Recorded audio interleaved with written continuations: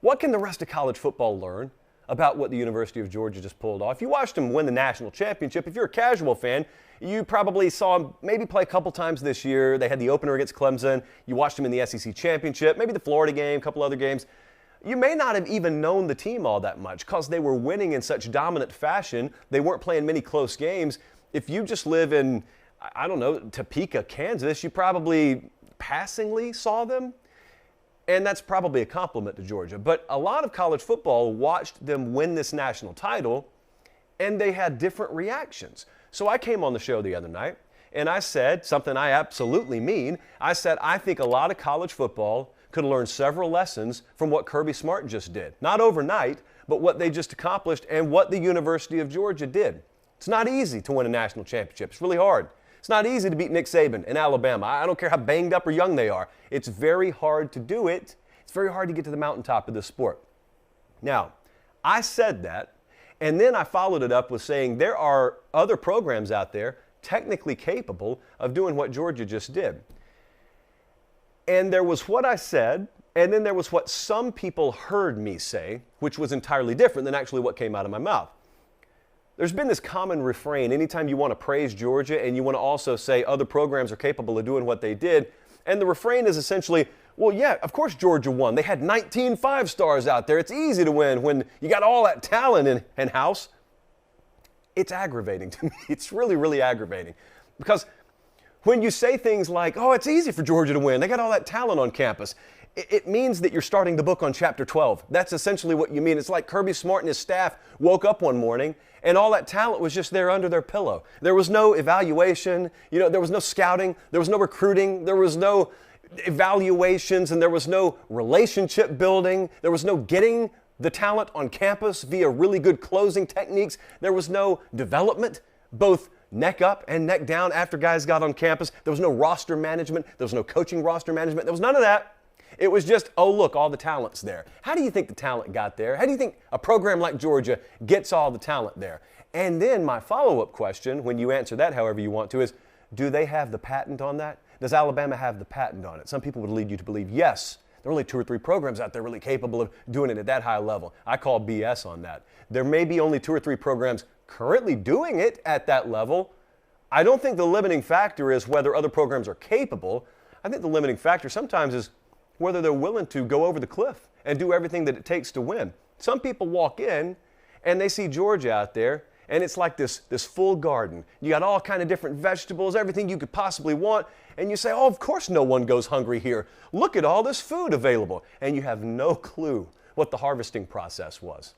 The rest of college football could stand to learn a whole lot from what the University of Georgia just did. The last title that program won came before I was born. So this is not a given there. This is not the norm. It's not their birthright. They don't do this every 2 or 3 years. Something changed. Recently, something changed, just as it needs to change at several other major programs out there that have underachieved for quite a while. The lesson for other programs is not in the product. I'm not asking you to wake up and look at Georgia currently.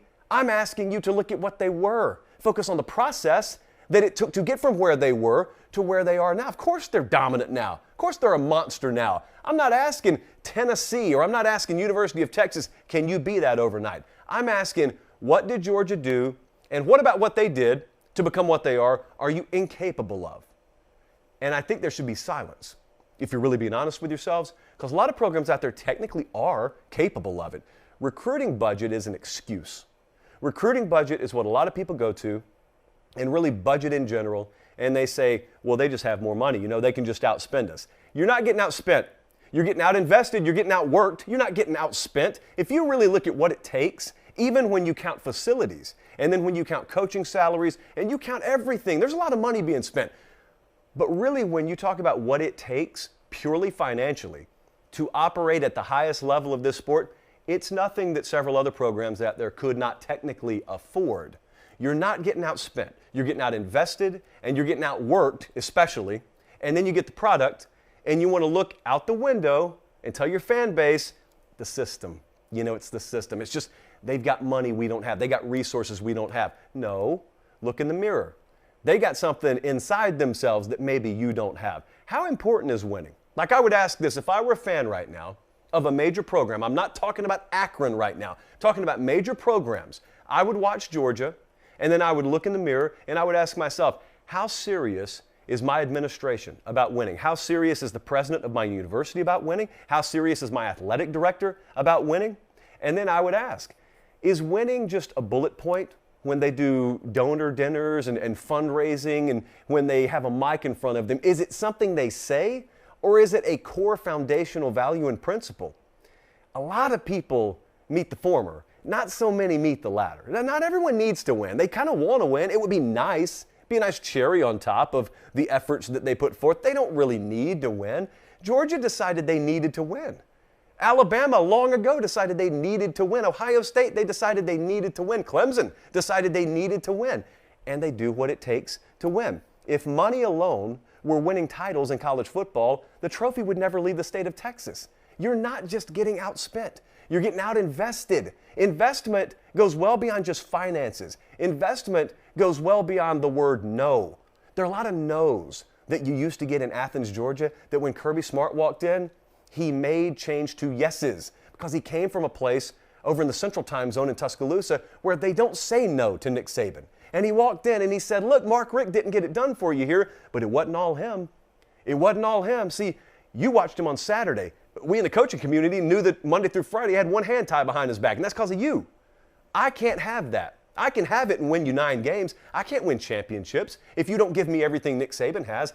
The no's turned to yeses because Georgia decided they didn't just want to win, they needed to win. They had to win. So whether it be Texas or Texas A&M or Tennessee or any of a number of other programs, you can put Florida State in there, how badly do you need to win? Because if you need to win, you'll find the money.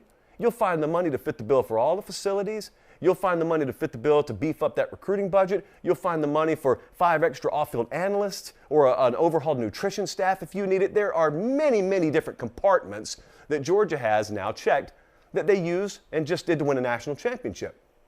It's not that your program is totally incapable of it. It's just that they haven't decided to go over the cliff. They've gotten close to it, and they've looked over and they go, whew, that's a long way down.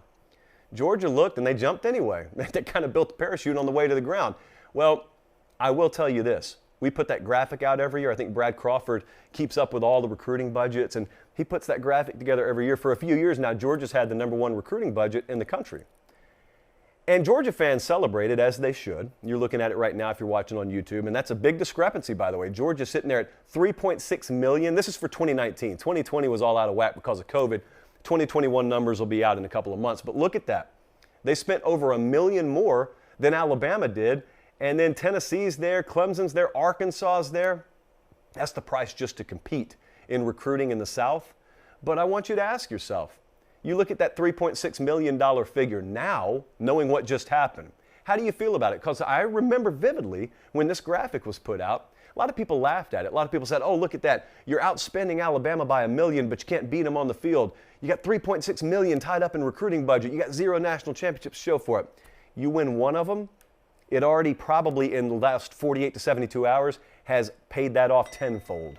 And will pay it off 50-fold and 100-fold. 3.6, can you imagine having everything else in place, but as a program looking and saying, I don't know now. I'm willing to spend 1.7 on recruiting, but 2.4 or 2.8, oh, that is semantics.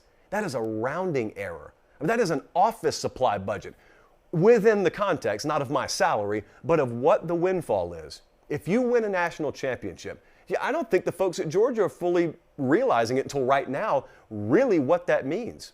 They could theorize it. They could get an economics professor to project what it would mean. Wait till you see the cash windfall for that university and that community and the state.